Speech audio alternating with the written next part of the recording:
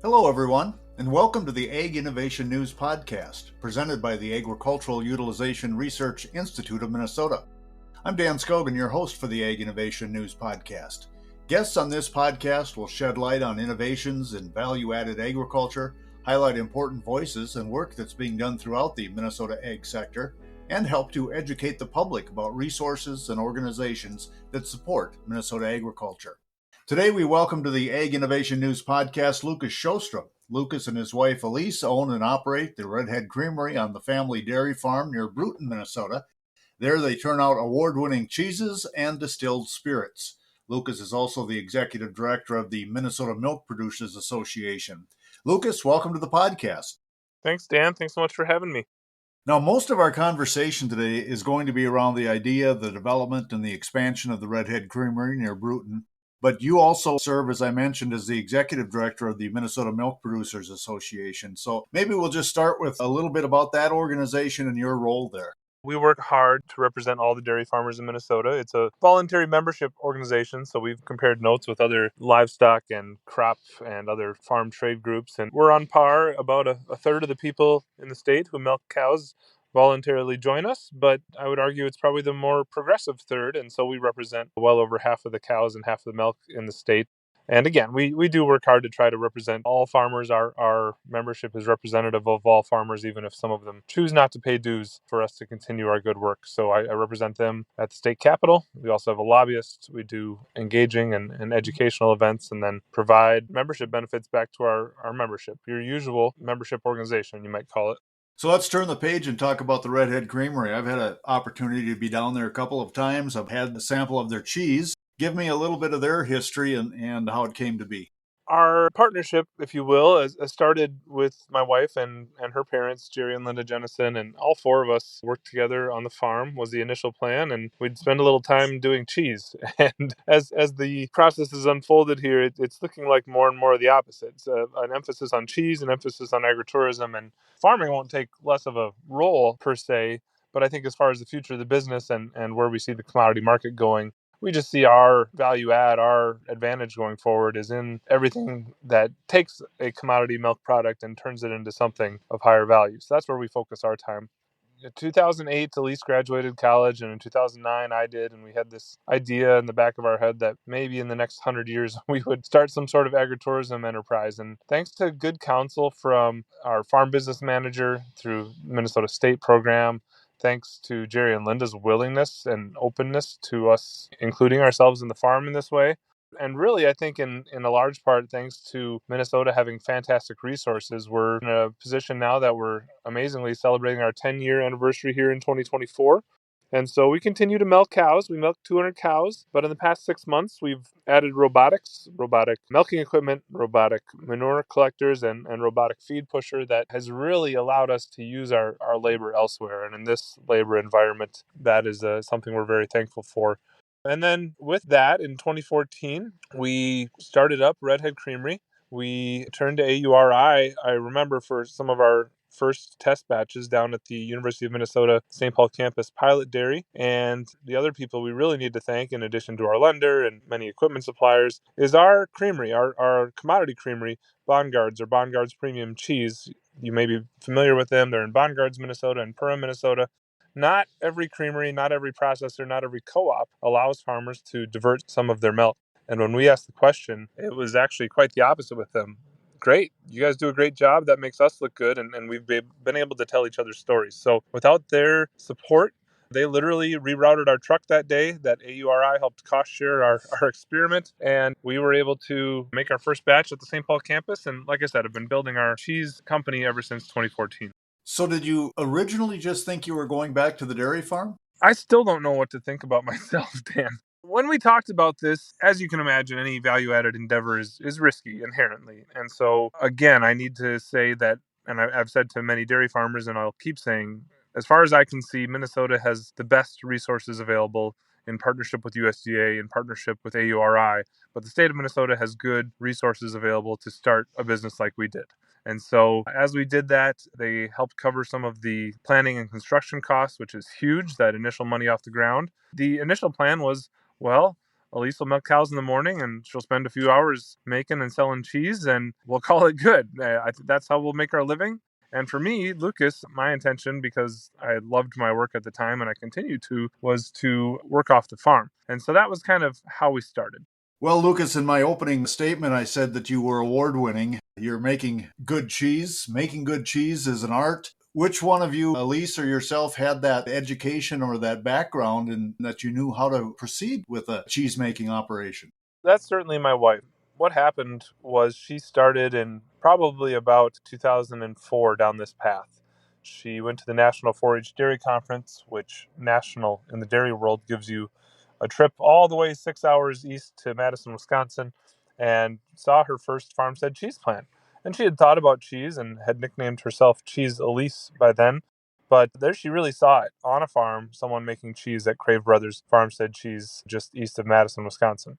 So she came home, told her parents about it, and they're dairy farmers, and they're good dairy farmers, I would argue, but they didn't know anything about making cheese. So they said, well, study it. We'll look into it. And she did. She created her own major at the University of Minnesota in ag industries and marketing with a dairy food quality emphasis, and got very good advice from her advisor, Dr. Smith, who said, you know what, making cheese is the easy part, which is, the truth, but tongue in cheek. It's certainly not easy. Selling it is the hard part, which was really, really good advice. And so after school, she worked for a food broker, and we took my first job out in Vermont, and she landed at a cheese company that was right in town there. Vermont at the time, home to about 40 artisan cheese companies. Wisconsin certainly already had cheese curds, maybe not artisan, but making commodity cheeses with some cheese curds that they were internationally known for. But Vermont was a nice little hotbed of artisan foods and especially cheese. And so every weekend, with no kids, no friends, no family out there, we just kind of set our sights on first Vermont and then New England, visiting as many cheese plants and dairy processing facilities as we could. And to answer your question, if I stood in the cheese plant today and somebody asked me to make a batch, I could probably turn some switches and get things looking like I knew what I was doing. But my wife is the cheesemaker. So she learned marketing at the first company she worked at. We moved to Wisconsin after a couple of years, and she learned affinage, which is caring for cheese in the caves, and continued her marketing work. For her birthday / Christmas present, because she's one of those December birthdays, so you can double up, I gave her a Vermont Institute for Artisan Cheese 2-week short course. And so she did that, staying on someone's couch, getting her a ride to class, and is a certified cheesemaker in Vermont. And then as we moved home a couple of years later, she worked for a short stint at a goat cheese company, and we felt comfortable that she knew how to do this with all that experience. And so she first started up on her own. We hired our first employee in addition to her mom a couple months later. And it was Linda, my mother-in-law, and Alise kind of directing things. And she's been making cheese and now has trained in 2 cheesemakers in the past 10 years. And yes, has won Minnesota State Fair, regional, national, and even international awards, placing in the top 5, 4, 3, 2, or even first in all of those levels. She's even, and I don't know if you've ever had this experience, but she's even been a centerfold. Well, not her, but her cheese. Our little Lucy Brie was a centerfold of Culture magazine. So that's a pretty big accomplishment. That's also the only cheese that has never won an award. We sell much of it because it doesn't really fit the category of Brie. It's so sweet and creamy. So yeah, we've had a great journey, which I think is still just beginning. But 10 years in, all the credit goes to Alise. She knows the craft. She knows the technical nature of what to do with cheese.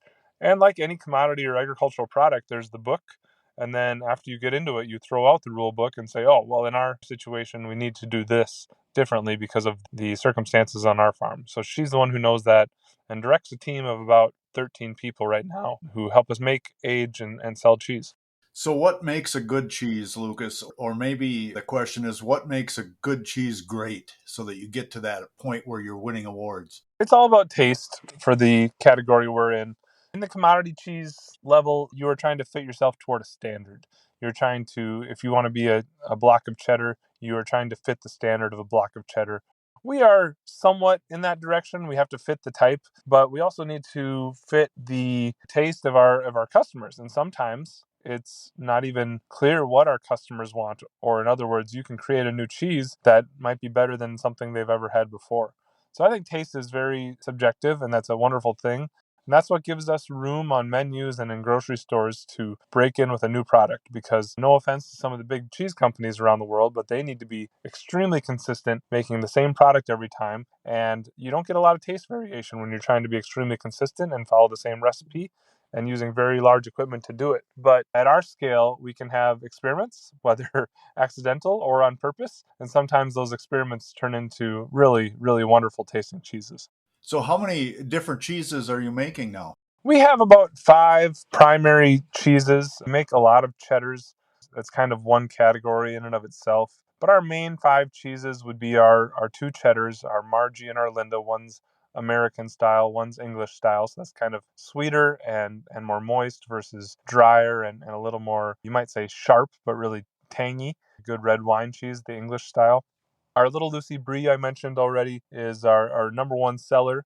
We're pretty much the only cow's milk small format brie, which means it's not in a large wheel. It's about the size of your fist. And we did that on purpose along with all of our cheeses, because some of the feedback from chefs and grocery stores is there's a lot of food waste. And so if you can put out cheeses for 1, 2, or 3 people, which is how a lot of people who eat our cheese live or serve it, it could go a long way, because some of these people don't want an 80-pound wheel of cheese sitting in the back of their fridge. The next one I'd mention is St. Anthony. That's the happy mistake. We invented a recipe by accident, and that's a really good cheese that's kind of a mixture of cheddar and Parmesan and Havarti and Swiss all together. Elise actually was awarded in the American Originals category at the American Cheese Society for that. Well, I should say Elise and her team were all together. North Fork Whiskey Wash Munster, which is my favorite. That is our tangiest cheese and the cheese that we made for ourselves and the cheesemongers. And the cheesemongers are the people who sell cheese in the stores all around Minnesota and the upper Midwest for us. And sometimes what they like and what we like does not match the rest of the customer's profile. So we make less of that. But again, it's my favorite and a family favorite. And then finally, the last category would just say others. Havarti would be probably our next largest format cheese or our next regularly produced cheese. But we've got several others that we rotate in and out, lots of flavors, honey chipotle cheddar and others that come into the mix from time to time. Well, I know you've got another adventure going on there, and that's the distillery, and I want to talk about that, but I want to remind our listeners that we're visiting today with Lucas Sjostrom, the executive director of the Minnesota Milk Producers Association and the owner-operator of Redhead Creamery near Bruton, Minnesota. He and his wife, Alise, have that operation, and this is the Ag Innovation News Podcast. So, Lucas, just so our listeners are tracking properly, you've got the cows in the barn, got the milkers on them. Is their milk going directly to the cheese shop? Well, we had a milking parlor until last October. And so what used to happen is as the cows were being milked, the milk would literally gravity flow down to the pasteurizer ahead of the cheese vat. Today, with the robots, we don't have that quick supply that we had in the parlor. We're getting a little bit of milk all day. So things have reversed. Now, whenever our cheesemaker wants milk, he calls for it. The milk comes, and the big difference is it used to be warm. It was coming right from the cow, and it was at their body temperature. And now it's cold. It's been chilled in our bulk tank. It's about the same amount of time. We just have more flexibility on when we wake up and when we want to start the cheese make. But yeah, it comes right into our cheese plant, and the make is made with that, fresh milk, usually less than a day or 12 hours old, and the cheese is made right there and done that night. And then the aging can take anywhere from the cheese curds, there's no aging, they're done the same day, to our cheddars might be 18 months to almost 2 years old by the time they are aged and ready for sale. And is there a waste stream in this process? Yeah, there is. So for every 10 pounds of milk we have, we get just over 1 pound of cheese. And so if you do the math, that gives about 9 pounds of whey, W-H-E-Y, whey, which is a white material. It's got a lot of the leftover protein, and it's about 5% sugar. And so we had always fed this to our cattle. It's a great product for them. Actually, the water might be the most valuable because there's just a little protein and a little fat and a little sugar in there for their diet. So our nutritionist had always evaluated that, and we poured it into the TMR mixer, the total mixed ration mixer, which is like a big food processor. And I asked our nutritionist one day what that was worth, and he said, well, it depends on the price of corn. And I said, okay, well, I'd love that figure. And we figured it was, depending on the price of corn range, it was probably worth between $30 and $60 a day. And so I thought, I wonder if we could do something more with that. And I thought back to my time in 2011 when we lived in Wisconsin. I worked for Hoard's Dairyman magazine as an editor. And I was an editor in the true sense because our job was to read many, many, many stories and put the most interesting ones into our magazine rather than write so much. And so I remembered this one blip I read in 2011 about people taking milk and turning it into vodka. And I knew nothing about that. And frankly, I drank the cheapest can of beer at the time and wasn't all that interested in spirits or whiskey or anything like that. But my palate developed over time. And at the same time, in 2017, there was a tax cut for small distillers. Back in 2012 to 2014, Minnesota allowed cocktail rooms at the same time they opened tap rooms for breweries. And then in 2018, there was a lot of research going on about a yeast that would directly convert lactose into ethanol or alcohol, the stuff we drink. And that's when I really started getting interested. I thought, oh my gosh, this could be good if they commercialize a yeast that does that, because otherwise you need to use lactase, which is just fine. It's just one more expense and one more step. And so I started digging in probably really in 2019. And I would say I got interested right before COVID hit. And why that is so important is because I travel a lot for my day job, often to St. Paul, rarely on airplanes, but a few times a year. I'm away from home, maybe not overnight, but into the night many times. And with no travel for about a year or very limited, I had plenty of time to read all of a sudden. And so I just started reading book after book after book about lactose and whey and distilling and separation technologies. And we eventually figured out, doing some math, that we could make a product that was worth far more than the $30 to $60 that it was being fed to our cows. And it would taste good, and we thought it'd be fun. So with those three principles, we kind of move forward into learning more, commercializing it, and making it a business plan. And how much of a pivot was it to turn your attention to that? I had a lot to learn. I mean, my wife knows far more than I do on nutrition. Well, you might say my wife knows more than me in general, but my wife certainly knows far more than me in food science and nutrition and all of the things that go into and come out of milk. I haven't really needed to pay attention. I'm an animal science major, so I worry more about what goes in the cow and how we keep them healthy. So I had to learn all of that. And the big pivot was really realizing, and the experiment we're still putting underway is this a small enough amount of work to make it worth it? And what I mean by that is, again, back to the labor issue. We have great people on our team. When we had posted a job simultaneously that was farm oriented versus creamery oriented, we would get far more applicants on the creamery side. And so we are very happy with our team. But in an effort to grow fast or to expand it greatly in our rural area, that's quite difficult. Plus, in a small business growing fast, it becomes very hard to manage. So one of the things we wanted to know the whole time was, what does it cost, of course, but also how much labor do we actually need to do this? So for you, Dan, and for our future customers, I did the hard work. I went to 177 distilleries and made sure I learned as much as I can, tasted some things 177 times, tried to figure out how much work is this compared to a dairy farm and a cheese plant. And I'm not going to tell you it's no work. It's certainly work, but it's a much higher capital cost and automation kind of investment and much, much lower labor investment for each, I guess, unit of sale. And so once we learned that, my mind shift is, could we do this on the side? And so we applied for grants and kind of set up the whole thing to hopefully make it for ourselves and a true add-on business that would be adding value to our business already, of course, by upcycling the product, but also adding value that it wasn't taking away so much labor that we lost focus on what we are good at for certain, is making cheese. Without hiring too many people, did we need to invest to make great spirits as well? So the mind shift is still underway. We have our federal permits. We're waiting for a few state permits. But what we planned, with a lot of help from a lot of people, is going to turn out to be exactly or nearly exactly what we hoped. It's certainly a high capital and high learning curve business. But once you get those two nailed down, things kind of run themselves. And you kind of just sit there and let the liquid pour in, so to speak. When you get to that point where you have a sellable product, what will it be?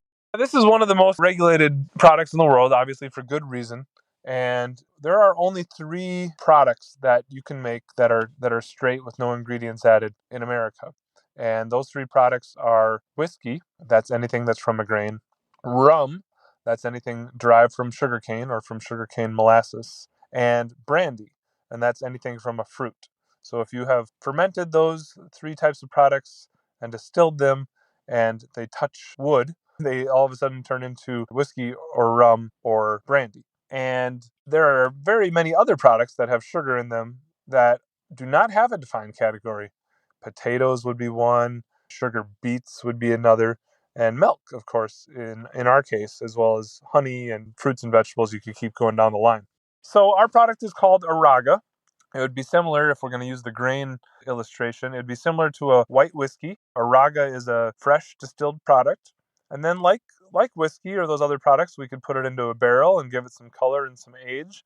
But Araga is a term that's used around the world. Not very many people do this because it is an inefficient process, but we'll be able to do everything we could do with a brandy or a rum or a whiskey.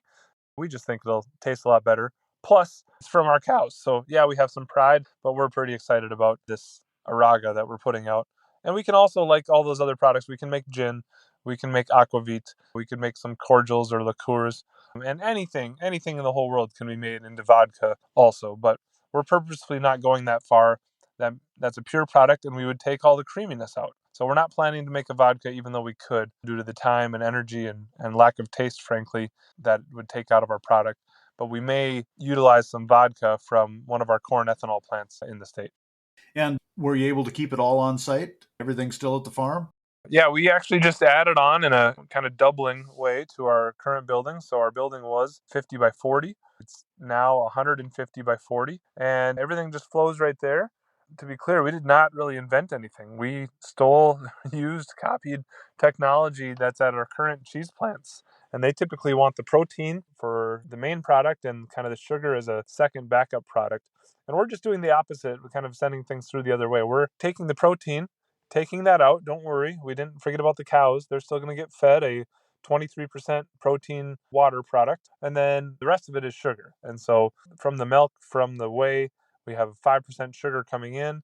And then after we take the protein out, we take a lot of water out by a filtration machine, and we end up with a 16% lactose aqueous product that we can ferment, or we add lactase that splits the molecule apart and can end up with a 8% alcohol that we then distill.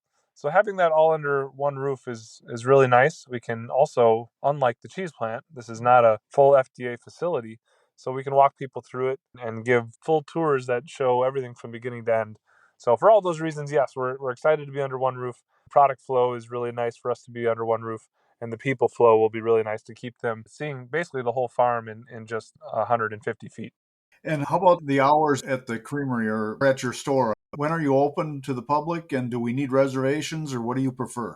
Right now, we're still figuring that out. We're getting close to expanding our hours and days. We've traditionally, and we certainly will continue to be open afternoons, Fridays, and Saturdays based on labor availability and demand of customers.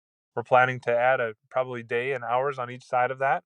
We're going to have appetizers available. We built out a full licensed kitchen. Well, it's almost licensed. We're getting there. And a couple more inspections will be there. And right now, we aren't anticipating reservations. That might be necessary for the first few weeks, but you can follow our Facebook page or visit our website for any updates. That's what I would encourage. And if we're not out at the farm, where can we find the Redhead Creamery products? A Redhead Creamery product, outside of the alcohol products, which we intend to just sell on site, our cheese products are available throughout the Midwest, wherever fine food is sold, especially in the Twin Cities and Fargo. But our distributor has the ability to put us on restaurant menus and in other stores throughout the greater upper Midwest. So we don't always know the locations. They're always trying us out in new places. But we have good penetration through Lunds and Byerly's, Kowalski's, Hy-Vee, food co-ops, and other locales like Jerry's Foods in Minnesota and nearby locations. And Lucas, oftentimes entrepreneurs tune into this podcast just to see what else is going on out there. What's your message to them if they're thinking that this is a good idea? Let's try this. What's your message to an entrepreneur who thinks they want to and go down this road? Well, I wouldn't talk them out of it per se, if you're talking about whey spirits, but I would just caution them. There's a reason there's only about 5 of us doing it around the country. It's very inefficient. you need to basically be getting it for free to do something with it. But as I say that, there's also ethanol plants being built based on whey to lower the CI score, I think, of entire companies. So there's lots of ways to do it. I guess I would just run your numbers. I hope I've run mine enough. Double and triple check your assumptions. And in our case, and I think you're hearing this about distilleries nationwide, distilleries are a really good add-on business. Maybe not always standalone businesses unless you have the marketing and monetary power to really go hard nationwide. So I think in our scenario, or I certainly hope in our scenario, as an add-on business, something that's already existing, like a cheese plant or a restaurant or some other place where spirits mix well, distilleries can be a really good thing. But on the other end, there's a lot of places that have focused on bourbon and started up in the past 5 years that appear to be struggling or even worse. So do be cautious. Distilleries are fun, but the amount of regulation and capital you need to get going is quite high. Well, Lucas, you and Lisa are true entrepreneurs. You've proven that a couple of times. Is there something in the strategic plan that we can all look forward to, or is there the next big thing ready to be announced yet, or where are you at? I think we're probably not entrepreneurs. Even when times get tough, we're pretty committed to dairy and committed to our cows and committed to our land. So we're probably not entrepreneurs in the true sense. We're probably more like artisans. We're just going to keep fighting and crafting until we figure out how to use this great product of milk to the best of our ability. But the next thing we're looking at, we've been asked many, many times about ice cream mix, about fluid milk, and about yogurt. And those three things fit together well. So we don't have any blueprints or plans on paper, but I think that's the next logical step, because when people get cheese delivered or come pick it up or visit us at the farmer's market, they often want their milk and they often want other products to come with. We also have some opportunities with other companies, maybe as a co-packer, if we could expand into those things. So that would be what's next for us. It's what's missing from our lineup today. And I will say it's moved from top to bottom of our list often just because it's so hard to do artisan. But butter is something Elise has always wanted to make. But as you know, butter tastes and looks the same when you do it well. And so to make an artisan one, which can be done, is very difficult. So I don't know, Dan. We just kind of want to make everything dairy and be your go-to artisan dairy supplier for all Minnesotans and beyond. Well, I think you've got a great story, and I think you're going to add to that great story in the years to come, just through your hard work and diligence and your innovative thought process. It's the Redhead Creamery, ladies and gentlemen, and you can find it near Bruton, Minnesota, and in stores wherever good foods are sold. And you can get out there, take the tour, sample their cheeses, and sample their distilled spirits as well, because they're doing it all right from the cow to the processor on the same piece of ground. It's just a wonderful opportunity to go out there and learn. Lucas, thank you for your time. And this podcast is going to air for the first time in June. So we want to thank all our dairy producers for the hard work that they put in and have everybody celebrate June Dairy Month. Thank you, Dan, and thank you, AURI, for your continued partnership. We really very much appreciate the things you do to push us and help us learn as we go forward. We've been visiting with Lucas Sjostrom today, the Executive Director of the Minnesota Milk Producers Association and owner and operator with his wife Alise of the Redhead Creamery near Bruton. Thanks for joining us today, and thank you for listening to the Ag Innovation News Podcast presented by the Agriculture Utilization Research Institute of Minnesota. I want to thank my podcast crew of one, Lisa Martinez, AURI Communications Manager and Editor of this production. You can learn more about what AURI is involved with by going to auri.org.